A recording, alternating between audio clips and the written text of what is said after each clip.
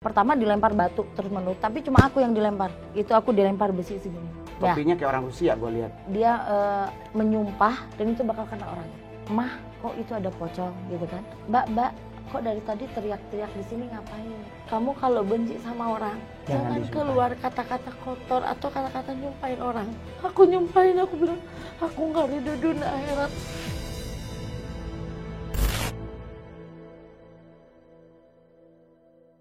Halo, Mongol di sini di acara yang sangat luar biasa, Kalapuna. Jadi buat Kalapuna Holik dan teman-teman Opraskot, hari ini Mongol kedatangan bintang tamu yang sangat cantik banget 20 tahun yang lalu. Kalau sekarang dia udah peot.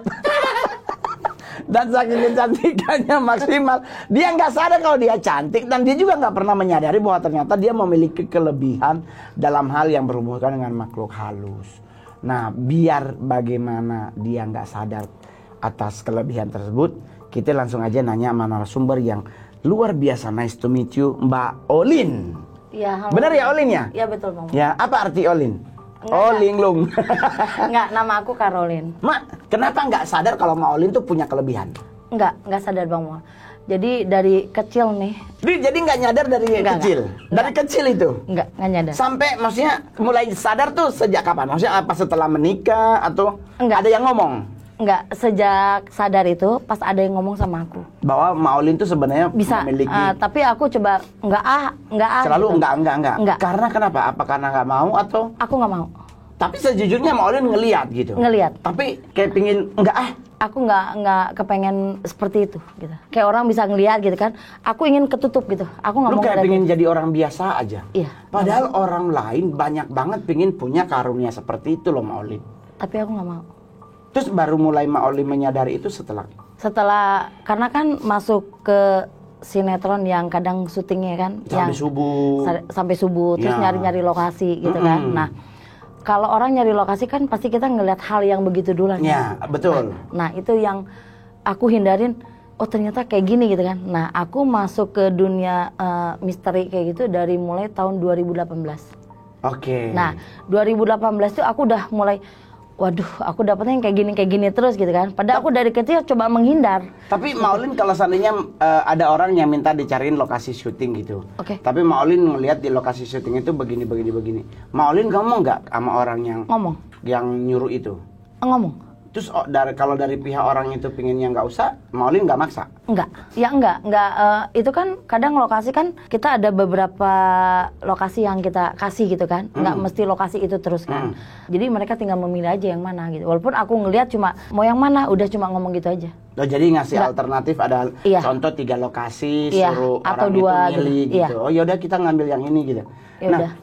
Kalau seandainya lokasinya udah dipilih, Mak Olin juga ngikut di saat prosesi syuting itu? Ngikut sampai akhir. Dan tapi itu, di luar nggak ngikut sama kru. Sampai ikut syuting. Tapi kalau jadi setidaknya Mak Olin di saat memberi lokasi itu juga Mak Olin ngikutin untuk prepare untuk kalau ada apa-apa gitu. Iya, semuanya. Oke. Ya, lokasi mana yang Mak Olin pernah tawarin ke teman-teman yang syuting untuk konten-konten horor maupun film yang paling Mak Olin tuh kaget, takut? Nah, gedung bekas PKI. Betul. Yang pertama di Kramat. Ya, di dekat Hotel Asasia. Nah, setelah itu satu lagi di dekat sebelah bekas bank. Nah, itu ada gedung yang ada di Kota Tua sih, gambarnya patung singa dua-duanya itu. Tahu. Nah, itu aku ikut sama Mbak Sarah. DMS. Oh, bukan. Oke. Hari itu masih memburu misteri. Oh, oke, tahu. Itu aku dilempar koin. Pertama dilempar batu terus menerus, tapi cuma aku yang dilempar. Yang lain enggak. Terakhir dilempar koin. Dilempar koin tahun 1635. Dan itu diambil Mbak Sarah, aku nggak mau ngambil. Mbak ambil aja, enggak, saya nggak mau. Akhirnya ambil oleh Mbak Sarah. Dipegang sama Mbak Sarah. Itu koin. Itu kalau yang di bank itu. Kalau yang di gedung PKI yang di sebelah Hotel Akasia, pertama kita masuk ke Mbak Olin lihat apa? Enggak, pertama kita masuk, itu aku dilempar besi segini. Itu kan masuk lewat pintu samping dong. Enggak lewat pintu samping, kita lewat pintu utama pertama. Pertama memburu misteri itu lewat pintu. Yang seng masih belum diseng itu? Iya. Nggak harus lewat samping hotel? Oke. Enggak. Mbak Olin tuh ngelihat apa di situ? Pertama. Biar kita berdua cross check. Soalnya gue juga pertama kali masuk ke gedung itu. Itu udah tinggi besar. Iya betul. Topinya kayak orang Rusia gue lihat. Sampai gue besar banget ininya. Iya gitu. Gue sampai turun loh. Pertama aku mau masuk, mereka kan mau naik ke lantai pertama tuh, ke lantai pertama itu. Sebelum naik ke lantai pertama itu aku dilempar besi segini. Dan kita nggak kena gitu. Tapi untung nggak kena, cuma sebelah. Kayak mengingatkan tuh Mbak Olin jangan masuk kayaknya ya. Enggak, jangan masuk. Nah, sebelum aku masuk itu aku udah kesurupan duluan. Kesurupan duluan dan megang mas hostnya juga kan. Itu sampai aku pegang begini, itu 7 orang yang untuk ngelepasin tangan aku nggak bisa. Nah, itu kan berarti gift Mbak Olin. Nah, kenapa Mbak Olin nggak mau menerima gift itu? Alasannya kenapa? Jadi buyut nenek punya nenek lagi. Oke, ya berarti generasi ketiga di atas Mbak Olin. Ya. Karena punya kelebihan itu jadi membuat hal yang mistis gitu. Jadi dan itu kalau nggak suka sama orang, dia menyumpah gitu kan, membuat hal yang mistis dan itu bakal kena orangnya. Oke, jadi dia kadang cuma dengan cara ngomong pun itu bisa terjadi. Ada dampaknya ya. Iya. Nah itu. Dan kan aku coba menghindari. Nggak mau itu. Enggak. Tapi kalau boleh jujur, pertama kali Mbak Olin ngeliatin sosok makhluk gaib, sosok seperti apa yang pertama kali Mbak Olin? Pocong. Lihat? Pocong. Di? Karena rumah aku kan deket kayak kuburan. Oke. Nah, kubur yang sedikit kan, bukan kubur besar? Enggak, kuburan besar. Oke. Gitu. Karena ngelihat pertama pocong. Itu kelas 3 SD. 9 tahun. Kalau gue pertama kali lihat umur 5 tahun. Itu 9 tahun. Tapi pertama aku ngeliat pocong Mbak Olin. Gue ngelihat manusia, tapi pakai sayap. Tuh gue umur 5 tahunan. Karena mak gue meninggal, genteng kan, genteng begini rumah kan, genteng kan ada ituan begini ya itu loh. Yang buat nakuin kan. Nah mereka tuh 7 orang tuh ada di situ dengan posisi berdiri, semuanya hitam. Nah itu gue kecil itu sama kayak Mbak Olin, nggak mau pingin lihat. Iya. Jadi kalau malam gue lebih milih tidur daripada gue mau jalan-jalan karena melihat hal-hal yang. Nah di saat Mbak Olin melihat pocong itu apa yang Mbak Olin rasain? Lari, karena takut. Lari, karena takut. Cerita nggak ke temen-temen, ke orang-orang? Enggak, aku cerita cuma sama nenek, karena aku tinggal sama nenek kan. Enggak sama orang tua gitu. Enggak. Jadi aku cerita sama nenek, aku bilang gini, "Mah, kok itu ada pocong?" gitu kan. Yang nenek aku, "Emang bisa ngelihat?" "Bisa," aku bilang gitu kan. "Ya udah, kalau ngelihat lagi tutup mata aja. Jangan dilihat," gitu kan. Nah, udah. Jam 2 malam, namanya kita orang kampung, kalau mau pipis atau apa, itu keluar rumah karena kamar mandi di luar. Dan itu di situ aku ngelihat kayak tuyul-tuyul kecil, terus ngelihat kuntilanak di atas itu. Nah, di situ aku nggak pernah mau pipis ke kamar mandi, keluar. Jadi selalu kalau mau pipis, aku selalu bangunin nenek. Kalau enggak bibi minta ditemenin karena aku takut. Dan kalau mau kamar mandi aku tutup mata. Saking takutnya. Tapi sampai hari ini hal-hal itu masih Mbak Olin bisa lihat? Bisa. Dengan kondisi nggak harus tutup mata. Dan Mbak Olin bisa melihat siang atau hanya malam? Enggak, siang juga. Jadi maksudnya kayak ngeliatin rumah. Iya. Nah, Mbak Olin kan berarti usia 9 itu kan kelas 3 SD. Nah, Mbak Olin itu waktu kecil itu punya teman bermain nggak dari makhluk halus? Ada. Namanya? Nggak tahu, nggak ada, dia nggak ada ngasih nama ke aku. Tapi Mbak Olin kasih nama? Enggak. Jadi cuma teman doang? Cuma teman ngobrol gitu. Saat main boneka gitu.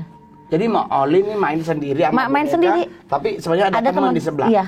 Keluarga? Karena kan emang nggak ada rumah. Curiga? Enggak. Oke. Tapi sebenarnya Mbak Olin tahu kalau teman Mbak Olin itu bukan manusia? Enggak. Pertama pikir aku ya teman aja. Karena setiap kali dia main, dia selalu bilang, "Aku pulang ya." Ya udah pulang. Jadi nggak ada curiga bahwa itu siapa, enggak. Nah, teman Mbak Olin yang kecil itu hilang di saat Mbak Olin udah masuk usia seperti apa? Setelah usia 13 tahun. Olin masuk SMP? SMP. Baru. Nah, aku berteman. Berteman lagi dengan? Berteman dengan teman-teman satu sekolah dari mulai kelas 1 SMP sampai SMP keluar gitu. Sampai SMA kita ketemu lagi. Cuma bedanya SMA itu aku pergi ke Banjarmasin. Gitu, sekolah dipindahkan ke sana. Nah, setelah berpisahnya di situ aja sama teman aku. Namanya itu sahabat aku mungkin ya. Namanya Mia. Dua-duanya punya gift yang sama? Nggak tahu kalau punya gift yang sama, nggak tahu. Cuma tapi dia adalah teman dekatnya. Teman dekat. Jadi kemana-mana kadang kita berdua, apa-apa berdua gitu. Nah, terus kan Mak Olin tuh berarti kan proses hidup tuh dilewati sampai bisa sekarang masih tetap alhamdulillah sehat walafiat tuh. Tapi kan pasti ada pernah fase-fase yang sangat unik dalam hidup. Kan konon kabarnya pernah lagi sementara hamil terus berhenti di pabrik kosong. Itu maksudnya gimana? Enggak, jadi gini, emang kan lagi mau pisah sama suami kan. Oke. Pulanglah malam-malam jam 1 malam ke rumah mama ceritanya.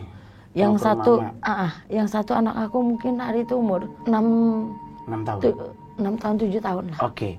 Nah, karena udah nggak bisa lagi, aku bilang yaudah lah berhenti. Pulang ke rumah mama gitu, karena udah nggak tahan lagi kan. Iya. Pulang ke rumah mama itu jam 1 malam. Ngelewatin kayak gitu. Taunya Mak Olin tuh jalan. Nggak jalan aja. Jalan aja untuk. Jalan aja. Kan otomatis kan kayak menenangkan hati. Iya, karena kita menenangkan pikiran yang sumpet. Iya. Ya kan? Itu hamil anak kedua. Iya. Kedua. Nah itu akhirnya jalan-jalan tuh berhenti di pabrik. Enggak, ada yang manggil. Ada yang manggil. Ada yang manggil.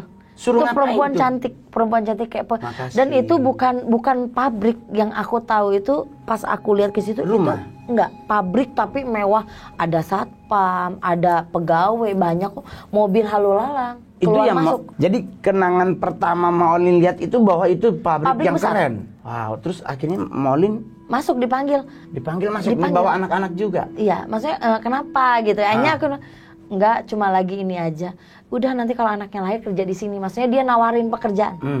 Ternyata ngobrol di situ mungkin lupa waktu, toto udah subuh. Dan aku nggak sadar.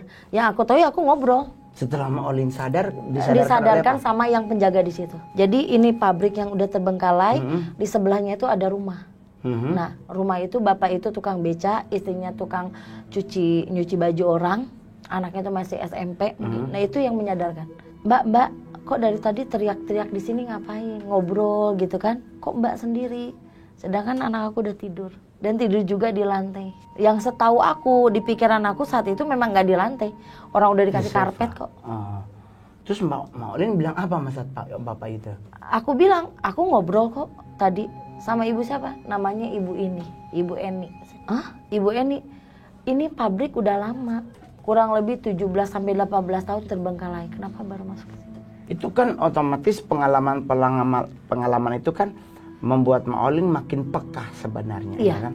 Tetapi kenapa Mak Olin tidak mau membuat itu sebagai sebuah hal yang Mak Olin boleh amalkan untuk membantu orang? Maunya sih. Tapi kan masih teringat yang aku yang lama.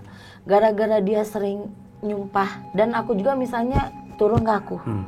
Nenek aku sebelum meninggal dia bilang, kamu kalau benci sama orang, jangan keluar kata-kata kotor atau kata-kata nyumpahin orang. Takutnya karena kamu pahit lidah. Itu bakal ada filmnya. Nggak boleh nyumpahin orang, nggak boleh ngomongin sesuatu yang membuat orang itu celaka. Iya. Dan itu aku pernah satu kali. Aku benci sama orang itu karena apa yang dia tuduhkan nama aku tuh nggak bener. Dia fitnah aku. Aku nyumpahin, aku bilang, aku nggak ridho dunia akhirat. Aku bilang gitu. Terus orangnya celaka. Jadi gini, yang membuat Mak Olin jadi seorang ibu yang kuat seperti sekarang, apakah karena Mak Olin ngelihat anak-anak Mak Olin yang lucu-lucu? Akhirnya kan gue boleh jujur, Mak Olin ini single fighter. Ya kan, kita udah berapa kali ketemu, memperlihatkan ke orang lain bahwa kita selalu bahagia. Padahal sebenarnya kan hati kita remuk. Mak Olin, di saat Mak Olin melewati kasus ditinggal, maksudnya akhirnya berpisah dengan suami, apa yang membuat Mak Olin tuh, oke, gue akan menerima apa yang terjadi? Apa karena Mak Olin pingin anak-anak jangan trauma? Aku nggak mau anak-anak ngeliat aku tuh nangis gitu kan. Apalagi kejadian aku dipukul sama suami. ex itu di depan anak aku. Sampai anak itu saat itu umur 6 tahun ngambil pisau dari dapur, coba nusuk ke mantan, dibilang lepasin mama nggak, kalau nggak aku bunuh. Jadi kita semua punya fase hidup yang berat, Mak Olin. Tetapi bagaimana caranya, kita tuh ada bahasa orang-orang pinter tuh berdamai dengan diri. Dan itu Mak Olin percaya, Mak Olin juga ngelakuin. Kenapa? Karena Mak Olin tuh udah bisa melewati itu dengan maksudnya gini, sebagai seorang pemenang. Mak Olin sekarang ngurusin anak, mau dia mau dengan siapa lagi terserah dia. Tapi setidaknya Maulin kan ngelihat anak Maulin. Karena Maulin nyariin tempat horor. Ya kan buat kita nih syuting YTT, kita syuting DMS. Itu adalah salah satu sumbangsi Maulin untuk bekerja menghidupi anak. Nah, anak punya kelebihan begitu nggak? Nitis nggak ke anak? Ada anak yang laki. Ya anak laki. Nah, di saat anak laki itu ngomong ke Maulin ngasih nasihat kayak gimana? Apakah jangan atau enggak? Pertama dia kan tiduran di kamar. Terus ada temennya bilang, Juna masuk katanya gitu kan. Namanya Juna. Temennya namanya Juna. Ya udah yuk kita main tab bareng katanya. Main. Taunya Juna itu ngelihat ke atas lemari. Katanya gini, abang kok di atas lemari ada kunti yang lagi duduk. Anak aku santai aja. Enggak apa-apa, orang mbaknya duduk di situ terus kok. Kan kuntilanak PA tuh harusnya kan di pohon. Di atas lemari dia diem aja. Terus tapi Junanya bilang maksudnya biarin aja. Dia lari karena nangis jerit-jerit. Karena ada bapaknya di luar. Si Junanya. Kalau anaknya enggak, diem aja dia biarin aja, orang dia udah dari iya. tadi gitu ya. Iya. Kalau anak cewek enggak. Berarti nitisnya ke cowok. Iya. Kapan terakhir Maulin merekomendasikan lokasi buat syuting? Minggu kemarin kan ya sama DMS. Yang di itu? Pejaten itu. Pejaten. Yang gedung itu ya? Ya gedung yang iya gedung itu kan? Yes. Ada gue kan itu? Yes. Sama orang bule kan? Yes. Iya. Tapi Maulin di lokasi yang Maulin kasih ke tim syuting, Maulin cerita nggak ke mereka bahwa tempat ini begini? Setelah jadi kita nih syuting mentah, kita nggak tahu apa-apa. Pertama ditanya dulu nih, kayak misalnya sama Mbak Mita, Mbak ada kejadian apa nih? Ya udah kita ceritain. Habis gitu ada narasumbernya nggak ada, kita kasih kan? Udah nanti mereka ngobrol sama narasumbernya kan. Kalau sama DMS seperti itu juga. Setelah ini Mbak ada cerita horornya apa aja, kita ceritain semua. Nanti setelah gitu baru Mas Wisnu, Mbak tadi sebelum kita tahu nih gambarannya ada apa aja nih, aku baru cerita tuh nanya ada ini baru. Tapi Maulin dapat lokasi-lokasi itu dari siapa Maulin? Nggak ada, nyari sendiri. Yes, Jakarta ada daerah mana? Daerah Parung, Bogor. Yang rumah di tengah hutan itu? Bukan, ada bekas pabrik kapal. Enggak, ada pembuatan alat-alatnya kapalnya itu. Dari alat-alatnya di situ. Semua. Nanti mesin-mesinnya semua. Bikinnya di dekat di dermaganya gitu. Okay. Semua di situ. Itu udah kosong berapa tahun? Sampai sekarang mungkin ada 20 tahun. Tapi Maulin, kalau seandainya anaknya makin besar nih yang laki yang punya udah bisa ngelihat, Maulin nggak keberatan dia untuk menjadi seorang indigo mungkin istilahnya. Nggak ada masalah. Enggak. Oke. Soalnya kan ada orang tua yang pingin anaknya jangan bahkan sampai dibawa ke orang pinter untuk dicabut. Maulin enggak, karena aja. Mungkin kalau menurut mama ya, menurut keluarga aku sih nitis. Iya, titisan. Jadi ke bawah iya, sampai ke generasi sekian. Iya, sama seperti aku. Jadi itu nggak bisa dihilangkan, walaupun mau mencoba juga tetap pasti balik lagi. Tapi Maulin, yang paling Maulin tuh berkesan dalam hal ngelihat itu di saat Maulin usia berapa? Maksudnya? Kan kalau kita ngelihat sesuatu kan cuma kuntilanak, pocong kan biasa kan ngelihatnya. Tapi ada nggak sesuatu yang membuat Maulin tuh ada sampai hari ini tuh kayak ngebekas ini sebenarnya siapa sih gitu? Nah, ada. Siapa? Di kontrakan aku. Nah itu setiap malam itu kan jalan tuh. Jalan itu nenek-nenek, kakek-kakek. Setiap malam. Berdua jalan terus di belakang rumah tuh jalan gitu kan, jalan tuh belakang rumah tuh. Nah saat aku lahiran nggak ada siapapun di rumah itu, dan aku tuh cuma bilang kok tiap ini jalan gitu kan, dan anak aku tuh nggak pernah nangis, nggak pernah apa. Makanya tetangga bilang kok anak bayi tiap malam nggak pernah nangis gitu kan. Tapi aku lihat ini anak aku, ini bayi aku, ini sebelah nenek-nenek sama kakek yang selalu jaga. Ini tapi menjaga. Maulin pernah membuka obrolan nggak sama nenek kakek? Iya. Mereka tuh siapa? Keturunan aku. Dia menjaga. Generasinya di atas Maulin untuk menjaga buyutnya. Untuk menjaga aku. Karena mereka tahu aku bakal disakitin, bakal di ini gitu. Tapi mereka menjaga tuh untuk membantu Maulin untuk tetap tegar. Iya. Ya kan? Mbak Olin pernah didatengin teman lama ke rumah dan ternyata orangnya udah meninggal. Iya. Beneran? Bener. Itu namanya Maksudnya, Mia. jadi ini Ya, itu yang sahabat orang yang aku. namanya Mia ini Iya. udah meninggal hari Rabu, dia datang hari Kamis. Enggak, bukan. Sebelum meninggal dia udah datang. Bukan. Jadi dia udah meninggal. Udah lama meninggal. Udah meninggalnya udah sebulan kemudian. Sebulan lalu. Sebulan yang lalu. Nah, itu dia datang padahal dibilang mamanya udah sebulan. Oke. Dia ngobrol apa aja? Nggak ada ngobrol aja biasa, ngobrol gimana kabarnya, si hello aja, tapi dia pucet, mukanya pucet gitu, kurus. Dia nggak ngasih tahu apa-apa? Enggak, dia cuma Olin udah makan, biasa gitu kan. Biasa kita bukan, yaudah minta minum dong, ya kita biasa ngambilin minum, ngambilin makan, yaudah makan dong, ngobrol biasa gitu kan. Akhirnya setelah gitu, Mi kok lu pucet banget, kenapa? Dia bilang, ya aku karena lagi sakit. Dia cuma bilang lagi sakit. Kok kukunya kuning kayak pucet gitu kan? Ya aku tuh kena penyakit, katanya gitu kan. Penyakit apa sih? Kan penasaran kan. Keponya dateng kan. Penyakit kuning, kata dia gitu kan. Terus dia bilang apa lagi? Nggak ada, cuma ngobrol. Terus pulang? Enggak, abis Dia nggak pamit? Enggak, hanya sebelum dia pulang tuh dia cuma ngeliatin aku gitu kan. Lu punya anak berapa? Nanya-nanya gitu kan. Aku udah punya anak 2. Aku udah punya anak 1, tapi anakku udah gede gitu.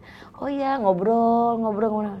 Ingin ya kayak masa dulu di SMP SMA. berteman, karena dari SMP yang aku cerita itu SMP sampai SMA aku pindah ke Banjarmasin, baru kita berpisah. Di situ aku kangen, rindu kayak dulu itu. Terus saling curhat apa gitu. Tahu kalau dia meninggal tuh lewat siapa? Enggak, dia bilang gini, sekali-kali main apa ke rumahku gitu kan. Ya udah ntar ya main, kalau orang sudah. Setelah kejadian itu malam-malam dia datang, 4 hari kemudian aku datang Ke rumahnya? ke rumahnya tuh daerah Binong Jati, deket pasar. Aku masuk, permisi, assalamualaikum, masih ingat aku rumahnya di situ. Waalaikumsalam, ibunya keluar, badai kasaneng, Mianya ada, aku bilang gitu. Mia, ibunya dia, Mia siapa? Aku kasih tahu namanya Mia gitu kan, Mia Asmiati gitu. Oh ya udah, masuk katanya gitu kan. Pikir aku disuruh masuk emang ada orangnya. Udah, oh ya, Neng mau minum apa? Biasa namanya orang sudah kasih minum, ngobrol, setelah gitu. Bu, Mianya mana? Ibunya duduk, diem. Kan ini udah mau 40 harinya. Dan di situ aku nggak pernah percaya. Aku bilang gini, nah ini tadi malam aku habis, kita kan foto-fotoan gitu kan. Yuk foto yuk.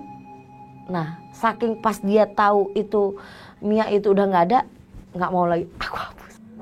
Kita foto berdua bareng. Selfie gitu? Iya. Ada fotonya? Ada. Aku hapus. Takut. Emaknya setelah tahu bahwa Mia datang ke... Emaknya nggak percaya. Setelah saya tunjukin, kan di foto di HP kan pasti ada jam, tanggal. Nah itu, ini tanggal berapa? Baru tadi malam dong. Iya. Jam berapa? Jam 20:04.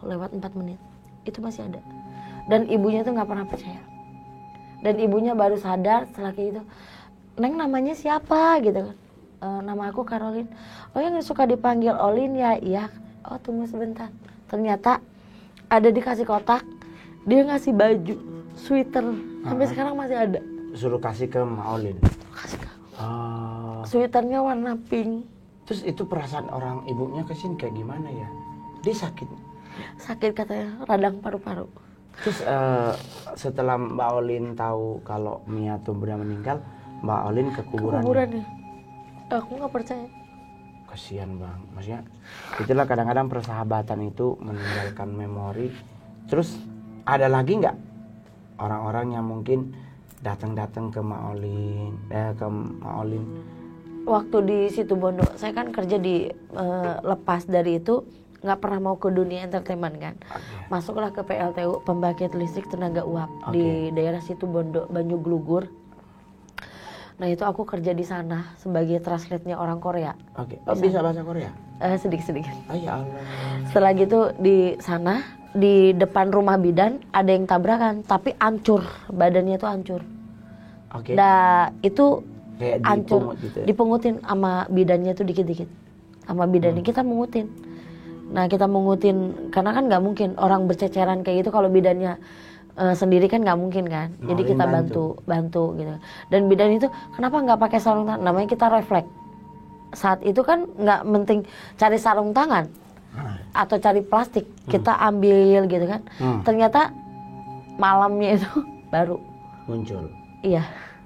Ke Maolin. Iya. Dia ngomong apa? Nggak ada, cuma suruh kumpulin yang ada hilang tuh jari. Tinggal. Iya. Wah, Jari-jari. gue. Jari kaki, jari tangan gitu kan, minta dikumpulin dan kukunya tuh pada hilang. Dia ingin disempurnakan. Cuma itu doang. Jadi Maolin cari. Ya nggak bisa nyari karena saat itu kan emang udah nggak bisa. Karena kan itu jalan raya. Itu jalan raya, dia ketabrak sama kontainer, jeder situ, hancur, remuk, dan kepalanya juga kan belah. Ininya udah nggak usah hancur. diceritain ya, hancur ya. Iya. Jadi sampai dimakamin enggak. Karena di makami kita mau bersihnya seperti apa? Hanya yang bersihin kan mungkin warga setempat sama ibu bidan itu, karena kita udah dapat KTP-nya, kita serahkan sama orang tuanya pun kaget lah seperti itu kan. Dan jadi disiram tinggal pakai air. Iya. Karena kan udah seperti daging yang digiling kan. Iya. Kalau udah hancur kayak gitu dan nggak bisa. Nah, jadi ternyata menurut catatan orang-orang yang punya mata yang terbuka, bisa melihat hal tersebut, mereka tuh tidak akan pernah berhenti sampai ketemu. Sampai ketemu, iya betul. Jadi kayak penasaran, ingin dikumpulkan. Iya, dikumpulkan dengan sempurna gitu. Iya. Nah, itulah yang penting, itulah Maolin. Maolin mau kemana aja. Ini juga teman-teman Kalapunaholic, Opera Squad juga mau kemana pun Anda mau berangkat, tetap sertakanlah doa dalam langkah hidup kita, karena hanya pertolongan Tuhanlah yang bisa menyelamatkan hidup kita. Jadi kalau di agama Islam tuh sebelum melangkahlah dengan kaki kanan pakai kiri, terus kanan. Ucapkan bismillah ya kan? Kaki kanan. Nah, jadi melangkahlah dengan kaki kanan, niscaya dengan kita mengucapkan bismillah ya kan, keselamatan menjadi bagian hidup kita. Apa yang Maolin miliki dikembangkan untuk bisa membantu banyak orang.